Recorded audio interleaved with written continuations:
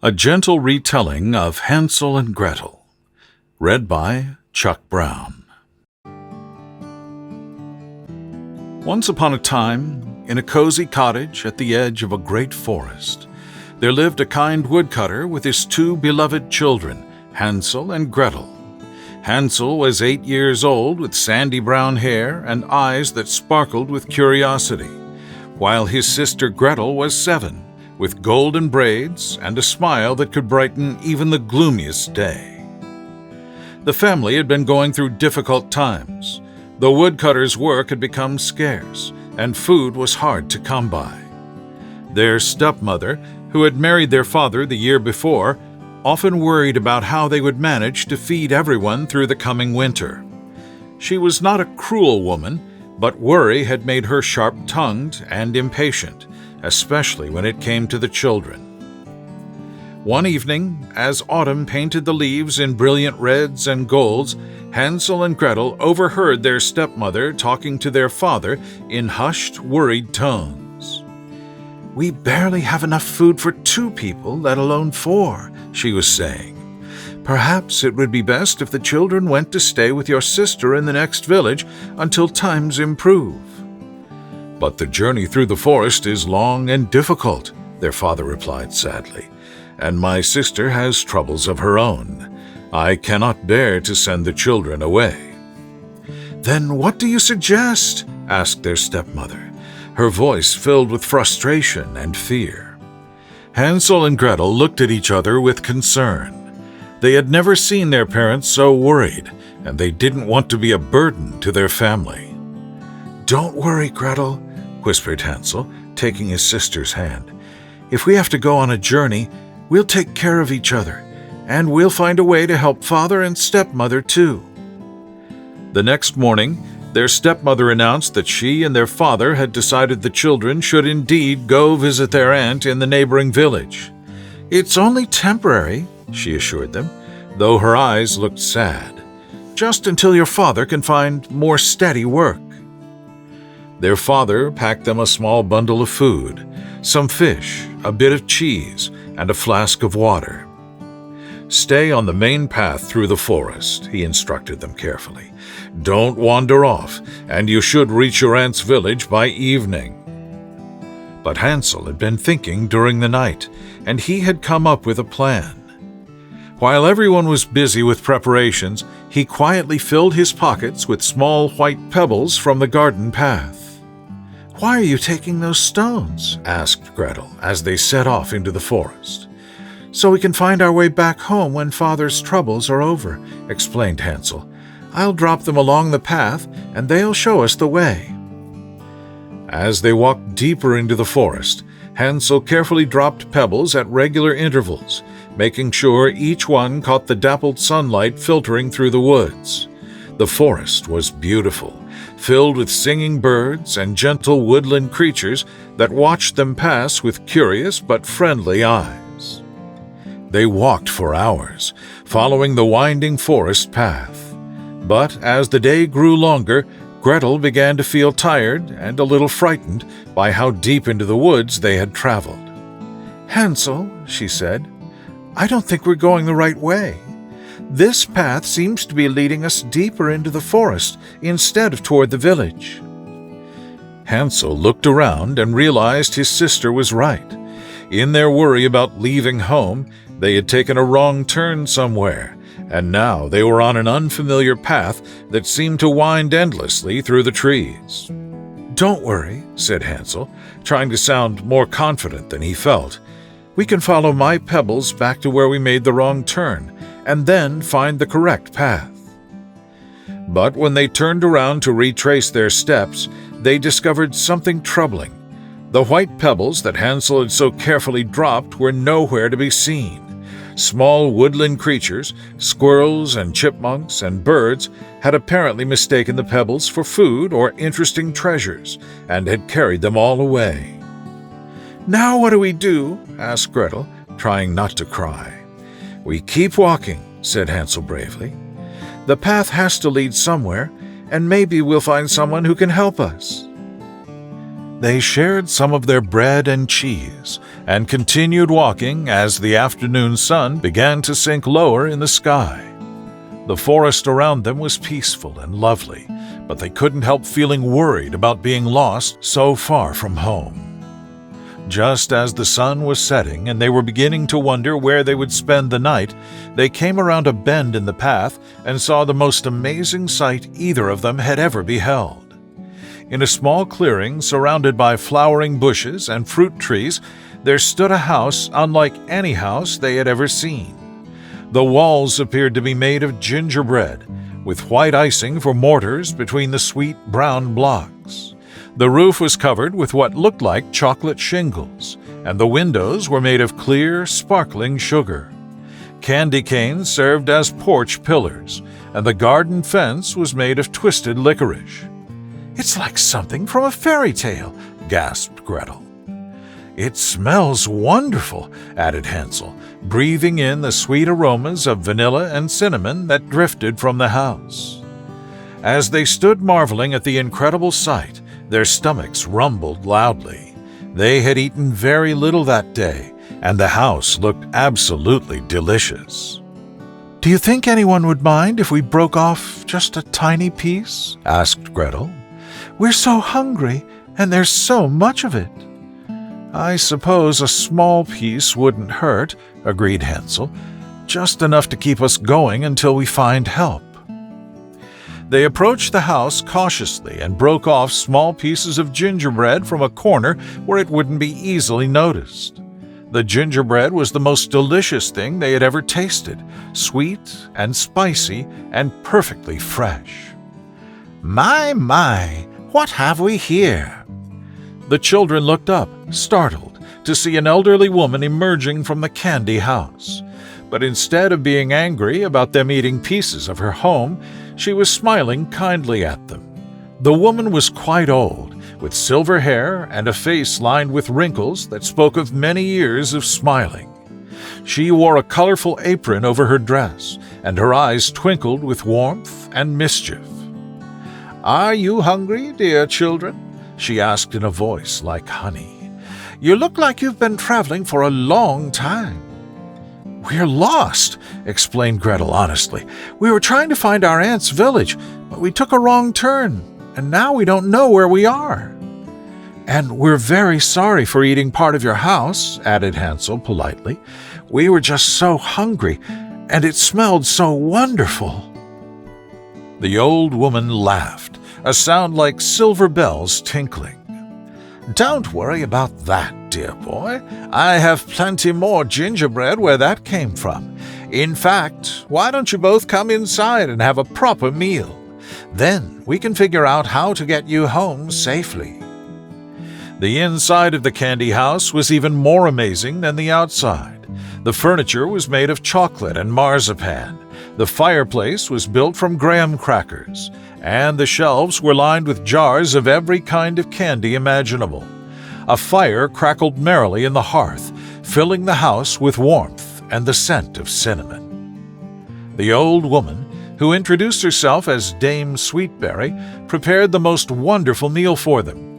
There was warm soup that tasted like birthday cake, sandwiches made with bread that was somehow both savory and slightly sweet, and fruits that had been magically enhanced to taste like different kinds of candy. "This is incredible," said Gretel between bites. "How do you make everything taste so wonderful?" Dame Sweetberry smiled mysteriously. "It's a special kind of magic that comes from years of practice and a genuine love of making children happy," she explained. "I've been perfecting these recipes for decades." As they ate, the children told Dame Sweetberry about their journey and how they had become lost in the forest. She listened with great interest and sympathy. "It sounds like your family is going through a difficult time," she said thoughtfully. "And it also sounds like you're both very brave and caring children who don't want to be a burden to your parents." "We just want to help," said Hansel, "but we don't know how." "Well," said Dame Sweetberry, "as it happens, I could use some help myself. I'm getting too old to maintain this candy house all by myself, and I've been looking for assistance. Would you be interested in staying here for a while and helping me? I could teach you how to make magical sweets, and in return, you'd have a warm place to stay and all the food you could eat." Hansel and Gretel looked at each other uncertainly. The offer was tempting. Dame Sweetberry seemed kind, the house was amazing, and they certainly wouldn't go hungry. But they missed their father terribly, and they worried about what was happening at home. "It's very generous of you to offer," said Gretel politely, "but we really should try to get home to our father. He'll be worried about us." "And he needs our help," added Hansel. "Even if we're just children, maybe we can find ways to make things easier for him." Dame Sweetberry's expression softened with approval. "You know," she said, "I think I might be able to help with that too. But first, why don't you stay here tonight and get a good rest? Tomorrow we'll see about getting you home and perhaps solving some of your family's problems as well." She showed them to a cozy bedroom with beds made of soft marshmallow and blankets that smelled like vanilla. The children were so tired from their long day of walking that they fell asleep almost immediately, dreaming of candy houses and magical recipes. The next morning, Dame Sweetberry woke them with the smell of the most delicious breakfast they had ever encountered. There were pancakes that tasted like different fruits with every bite, eggs that were somehow both savory and sweet, and juice that sparkled like liquid sunshine. "Now then," said Dame Sweetberry as they finished eating, "I have a proposition for you. I've been thinking about your family's situation, and I believe I can help. But first, I need to teach you a few things about the magic of this house." She led them into a room they hadn't seen before, a workshop filled with candy-making equipment, recipe books, and jars of the most unusual ingredients imaginable. "This house," she explained, "doesn't just make ordinary candy. It creates sweets that can solve problems and help people. For instance, these cookies here can give someone energy to work longer and harder. These chocolates can help people think more clearly and come up with creative solutions to their troubles. And these special breads can keep a family fed for weeks with just a few loaves." She spent the morning teaching them how to make some of these magical treats, showing them which ingredients to use and how to infuse them with helpful properties. Hansel proved to have a natural talent for mixing and measuring, while Gretel had an intuitive understanding of how to add just the right amount of magic to each recipe. "You're both natural confectioners," said Dame Sweetberry with delight. "Now, here's what I propose. I'll teach you how to make a selection of these helpful treats, and you can take them home to your family.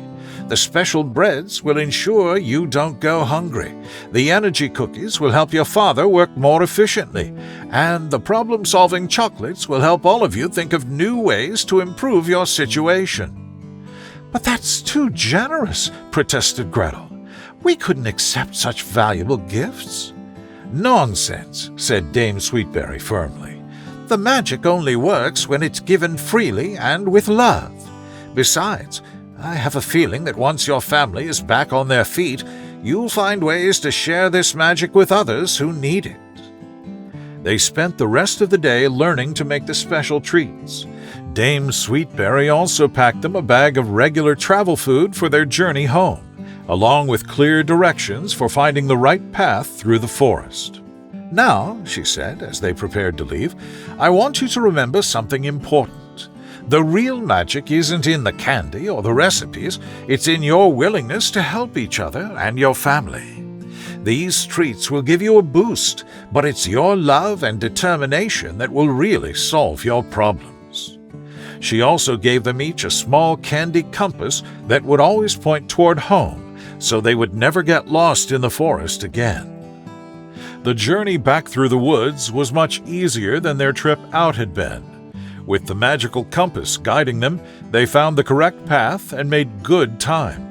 The forest seemed less intimidating now, and they even enjoyed watching the woodland creatures that followed them curiously, perhaps hoping for a taste of the wonderful-smelling treats they carried.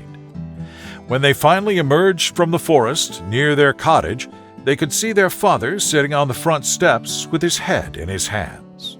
He looked up at the sound of their footsteps, and his face lit up with joy and relief. "Hansel, Gretel!" he cried, running to embrace them. "We've been so worried. When you didn't reach your aunt's village, we didn't know what had happened to you." "We got lost," explained Hansel, "but we met someone wonderful who helped us." They told their father and stepmother the whole story of their adventure, showing them the magical treats Dame Sweetberry had taught them to make. At first, the adults were skeptical about the magic, but when they tasted the problem-solving chocolates, they immediately began thinking of creative solutions to their difficulties. "You know," said their father thoughtfully, "I've been thinking too narrowly about work.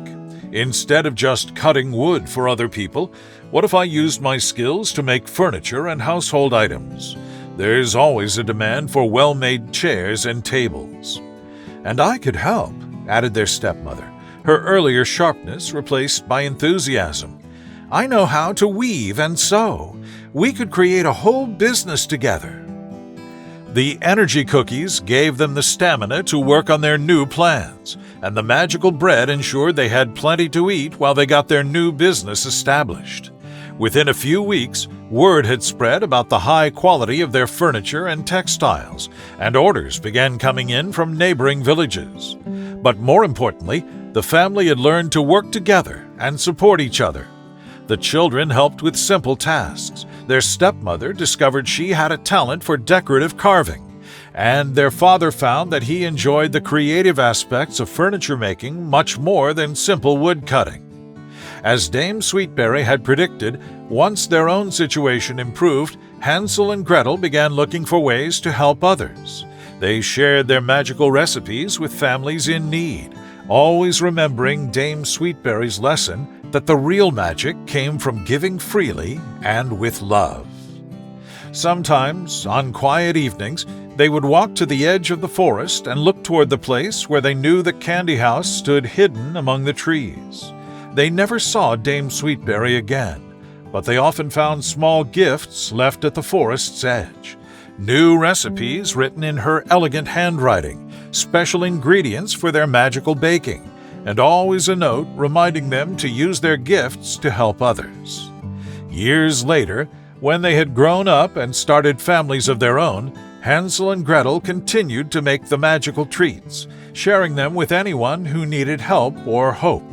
They told their own children the story of their adventure in the forest, and taught them that the most powerful magic of all was the willingness to help others, and the courage to keep trying, even when times seemed darkest. And they all lived happily ever after, surrounded by the sweet magic of kindness, generosity, and love. The end.